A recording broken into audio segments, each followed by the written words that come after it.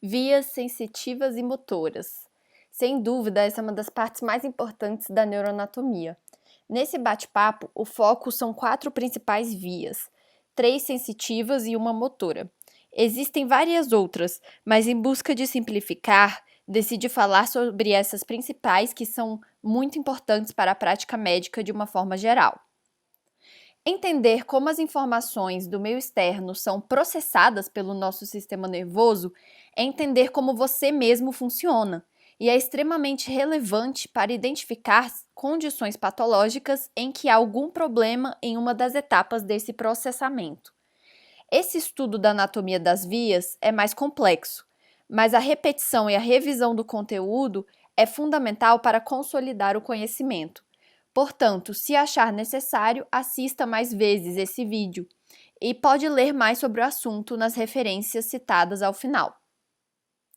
Antes de partirmos para a descrição propriamente dita das vias, devemos esclarecer alguns conceitos. Trato ou fascículo.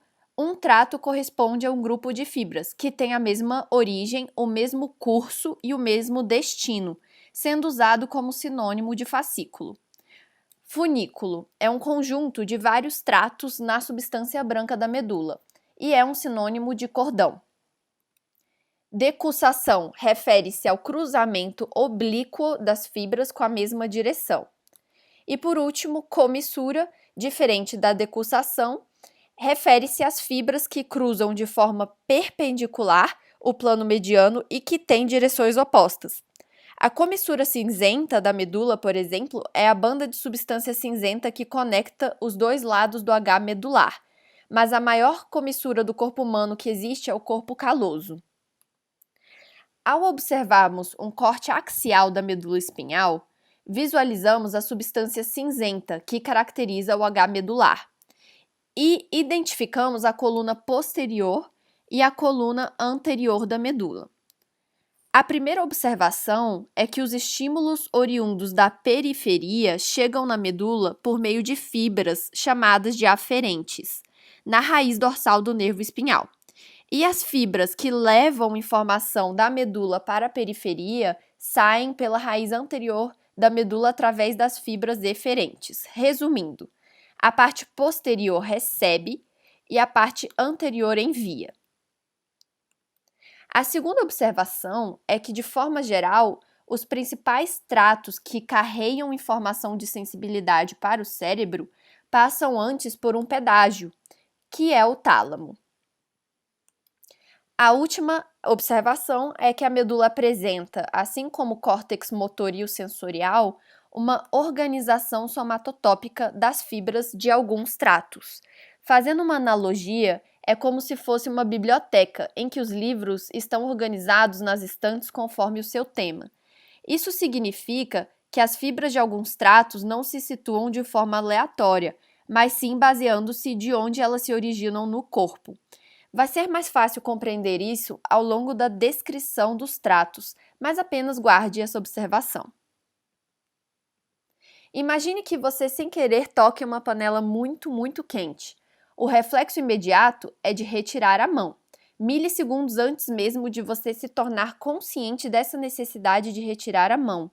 Isso porque o reflexo de retirada ocorre a nível da medula, ou seja, a conscientização não é imediata e envolve a interpretação dos estímulos. Isso evidencia que o corpo está constantemente interagindo com o meio externo e ele transmite as informações da periferia para o cérebro, o grande centro de interpretação. E são os tratos ascendentes que fazem essa transmissão. Eles têm esse nome pois eles entram na medula e levam informações sensoriais até o córtex, ou seja, eles têm um trajeto ascendente. Vamos começar por eles. O primeiro trato é o de dor e temperatura. Uma forma de vincular informações usando um pequeno espaço de memória é criando uma associação. E por incrível que pareça, quanto mais besta ou estranha ela for, mais fácil será de memorizá-la.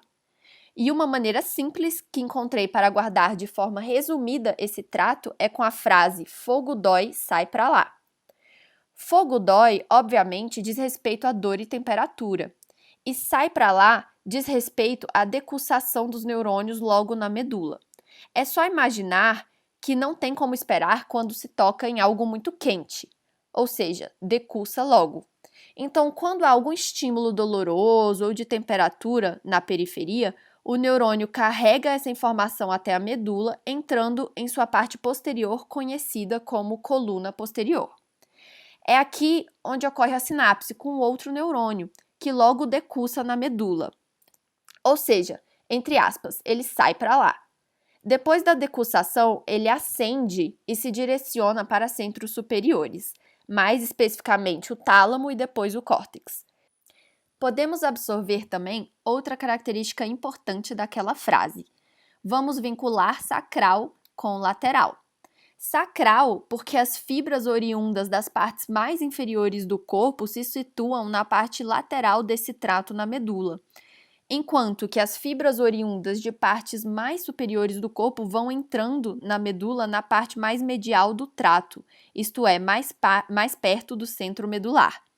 É a tal disposição somatotópica das fibras que comentei. Portanto, quanto mais sacral, mais lateral no trato de dor e temperatura. Essa via clássica de dor e temperatura é denominada trato neoespinotalâmico. Existe também o trato paleoespinotalâmico, mas não será abordado neste bate-papo. A via do tato protopático e pressão. Similarmente ao trato de dor e temperatura, quando há algum estímulo tátil na periferia, o neurônio carrega informação até a medula entrando em sua parte posterior, onde ocorre a sinapse com outro neurônio que logo decussa na medula, e forma o trato espinotalâmico anterior, chamado assim porque ele sobe no funículo anterior da medula. Então, o neurônio ascende até o tálamo, o grande pedágio, onde faz uma terceira sinapse para depois atingir o córtex. E essa via se dá o nome de trato espinotalâmico anterior. Esta é uma representação mais detalhada do trato espinotalâmico anterior para que se visualize com minúcias o esquema que foi simplificado no slide anterior. Propriocepção consciente, vibração e tato epicrítico. Simplificando, podemos dizer que esse trato é responsável pela sensibilidade profunda, que é constituída por habilidades mais complexas e que passam por um processo de conscientização, como a discriminação pelo tato e a noção de posição e de movimento no corpo, que é formalmente conhecida como sensibilidade cinético-postural. Os seus tratos estão localizados no funículo posterior da medula, como mostrado na imagem de um corte transversal da medula, e caracterizam-se por 2 fascículos principais de cada lado. O primeiro fascículo se chama grácio e ele é localizado medialmente, enquanto o segundo fascículo, representado pela letra C, chamado de cuneiforme, localiza-se mais lateralmente. Então, tudo começa com o neurônio na periferia carregando o estímulo, até chegar na medula através da coluna posterior, como ocorre nos tratos ascendentes de uma forma geral. Neste local, faz-se uma sinapse com o segundo neurônio, que ascende até o bulbo no tronco encefálico, onde estão localizados os núcleos correspondentes, também chamados de grácio e cuneiforme, respectivamente. É nesse local que ocorre a decussação das fibras. A partir daí, as fibras atingem o tálamo e se dirigem para o córtex para serem interpretados. Uma curiosidade a mais: após decussarem no bulbo, as fibras constituem o trato denominado lemnisco medial. Um padrão interessante é que o fascículo grácio, que é o fascículo medial, recebe fibras da parte inferior do corpo, enquanto o fascículo cuneiforme recebe fibras da parte mais superior do corpo. Reiterando, o fascículo grácio, ele recebe fibras da parte inferior do corpo, enquanto o fascículo cuneiforme recebe fibras da parte superior do corpo. Um macete que funciona para mim é vincular o C de cuneiforme à cabeça, pois ele recebe informações das partes mais craniais do corpo. Esse slide resume os 3 principais tratos ascendentes. Resumindo, a via de dor e temperatura decussa logo, enquanto a via da sensibilidade profunda decursa alto. E o fascículo cuneiforme recebe informações de partes mais craniais do corpo. Os tratos descendentes são os grandes responsáveis pela resposta aos estímulos do meio externo. Eles se originam no córtex ou no tronco encefálico e terminam fazendo sinapse com os neurônios medulares. A classificação que talvez seja a mais adequada para o estudo das vias descendentes é a que divide em dois sistemas, lateral e medial, e não mais em piramidal e extrapiramidal. O trato córtico-espinhal se destaca como a principal via descendente. No funículo lateral da medula, situa-se o trato córtico-espinhal lateral, enquanto no funículo anterior da medula encontra-se o trato córtico-espinhal anterior. Existem outros tratos que compõem esses sistemas, mas eles não serão abordados. Como eu disse, os tratos descendentes conduzem estímulos nervosos até a medula para então se gerar uma resposta para realizar um movimento voluntário. O neurônio sai do córtex e segue um curso descendente. Ao nível do bulbo, encontra-se uma estrutura famosa, conhecida como as pirâmides bulbares. É nesse local onde as fibras decussam. A partir daí, a fibra segue até a medula, onde faz uma sinapse na coluna anterior. Conclui-se então que a motricidade voluntária é cruzada. A motricidade de um lado do corpo é comandada pelo lado oposto do cérebro. Esse é um fato extremamente valioso. Essa é uma imagem detalhada do esquema que acabamos de simplificar. Resumindo, as fibras saem do córtex e descem, passando pela cápsula interna até alcançar o bulbo, onde ocorre a decussação das fibras. Essas fibras então compõem um trato córtico-espinhal lateral, porque descendem pelo funículo lateral da medula espinhal.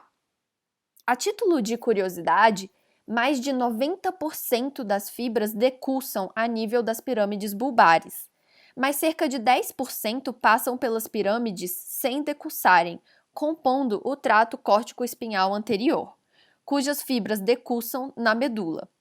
Portanto, conclui-se que apenas um percentual de 2% das fibras se mantém ipsilateral ao longo de todo o curso.